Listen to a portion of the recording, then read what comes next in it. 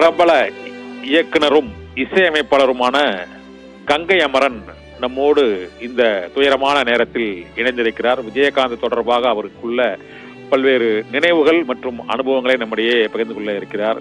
Ganga Amaran sir, வணக்கம் sir. வணக்கம். வணக்கமா? வணக்கம். ஒரு மறக்க முடியாத ஒரு ஆளை, இழக்கக்கூடாத ஒரு ஆளை இழந்துட்டு அதுல பேசக்கூடிய வாய்ப்பை கொடுத்துருக்கீங்க. கோயில் காலையில் ஒரு படம் கூட இயக்கிருக்கீங்க. கோயில் காலையில் ஒரு படம் கூட இயக்கிருக்கீங்கன்னு நினைக்கிறேன். அது தவிர ஒரு படம் இல்ல, வெள்ளைப்புறா ஒன்று, 2 படம் எனக்கு இயக்கிருக்கேன். வெள்ளைப்புறா ஒன்று.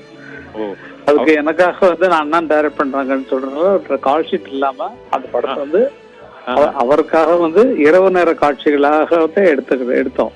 உள்ள செட்டுக்குள்ள போட்டு அவர் வந்து நடித்து கொடுத்தார். அது மிக சிறப்பு. ஒரு 2 நாள் மட்டும் பகல்ல வாங்கி பகல்ல எடுக்க வேண்டிய காட்சிகளை அதை எடுப்போம். அந்த மாதிரி வெளிப்புற காட்சிகள்லாம் அந்த மாதிரி என் மேலும் எங்கள் குடும்ப அண்ணன் மேலும் எவ்வளவு ஆசை உள்ளவர்னு உங்களுக்கு நல்லா தெரியும். ஒரு படங்களுக்கு நாங்க தான் அதிகமான இசையமைச்சிருக்கோம். அதிகமான பாடலை எழுதுனது நான் தான் அவருடைய படங்கள்ல. இந்த உங்களுக்கு தெரியல, சிந்திய வெண்மணி சிப்பியில் மூத்தாச்சா இருக்கட்டும், இல்ல நீ பொத்து வச்ச தங்க குடங்கிற படம் இருக்கட்டும், இந்த மாதிரி பல பாடல்கள் அவருக்காக நான் எழுதி தந்திருக்கேன் அப்படின்ட்டு உங்களுக்கு தெரியும், எல்லாருக்கும் தெரியும். அப்படிப்பட்ட இழந்தது வருத்தம் தான். மற்றவங்க இது வரைக்கும் யாராரு என்னன்னு சொன்னாங்களோ பேட்டில, உங்க பேட்டில அதே தான் நானும் சொல்லணும். ஏன்னா வந்து அவர் அப்படிப்பட்டவர், இப்படிப்பட்டவர், அப்படி சாப்பாடு போட்டவர், எல்லாருக்கும் இது துணிஞ்சு கேட்டவர்.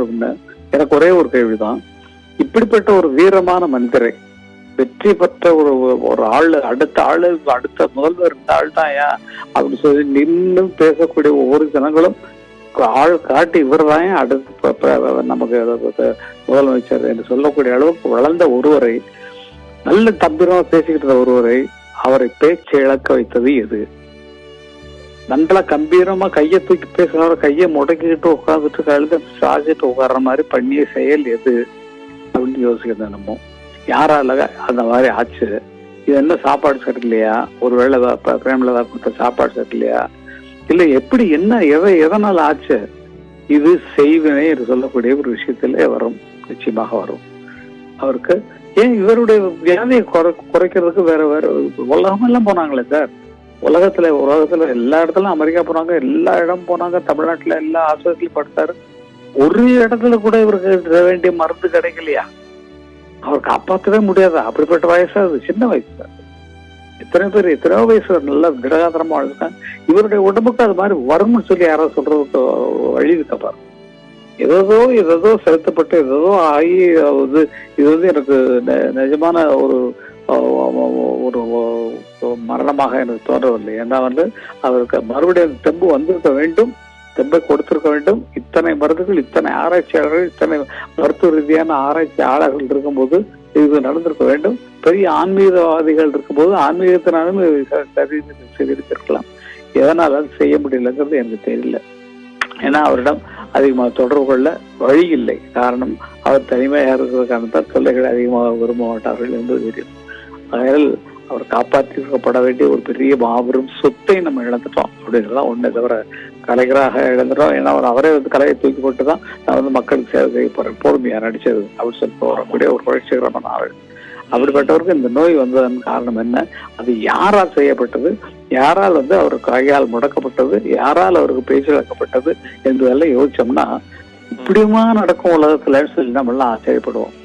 அப்படிப்பட்ட ஒரு அருமையான மனிதரை இழக்க வைத்ததற்காக, அந்த இழக்க வைத்த செயலுக்கு நான் வருத்தத்தை தெரிவித்துக் கொண்டு, அவருடைய ஆன்மா நிச்சயமாக நல்ல இடத்தில் தங்கும். ஏன்னா அவருடைய குணத்துக்கு எந்த தகுதியும் வராது. அவர் தெய்வத்திடம் பக்கத்தில் உட்கார்ந்திருப்பார்.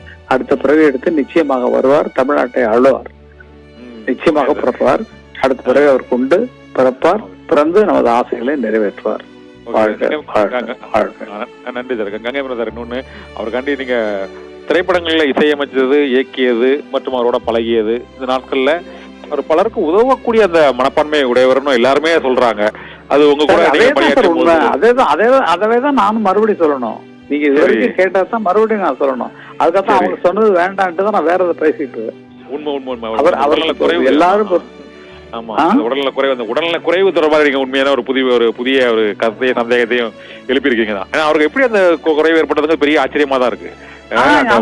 அதை யோசிக்க இல்லைங்க. நம்ம ஒரு மனுஷன் கம்பேர் பேசி அப்படின்னு சொல்லி சட்டத்துல கையை தூக்கி காட்டின ஆளு, அப்படிப்பட்ட ஆளு எதுக்கு முடங்கினார்?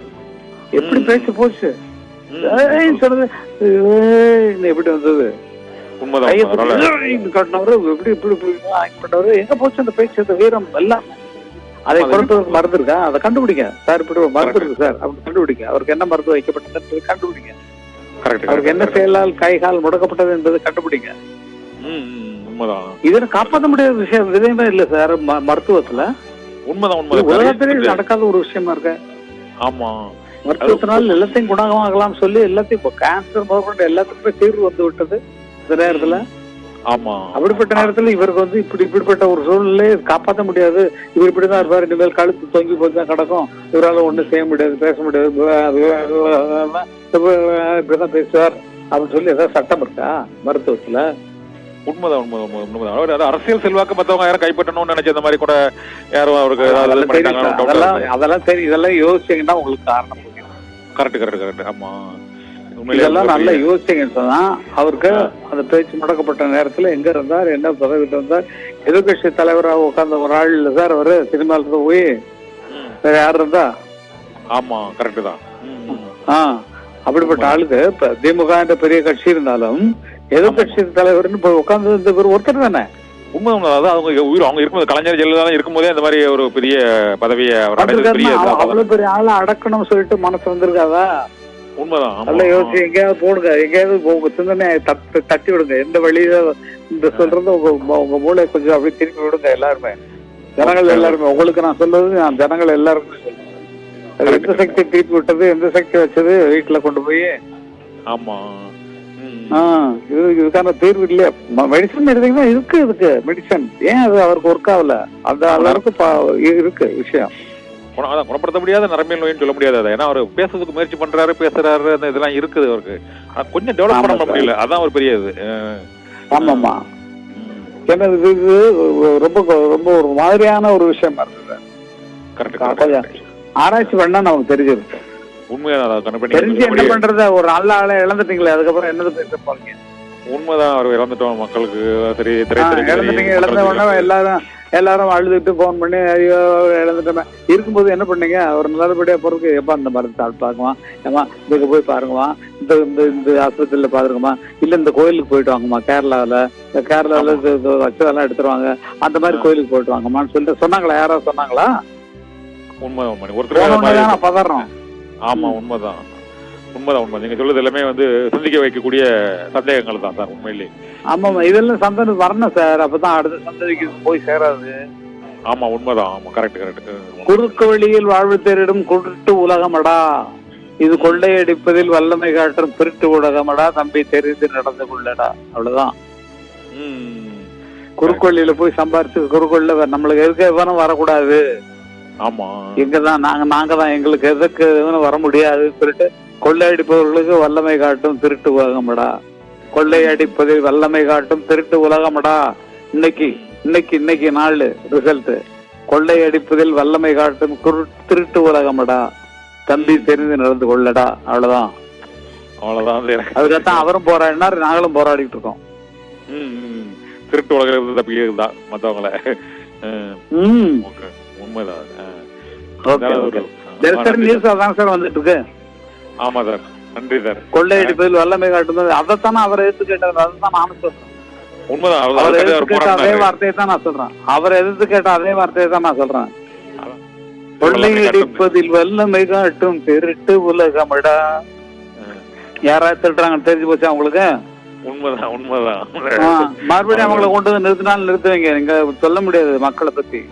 துட்டுக்கு பாவம் கஷ்டப்படுற மக்களுக்கு துட்டை கொடுத்தா அவங்க மாறிடுவாங்க.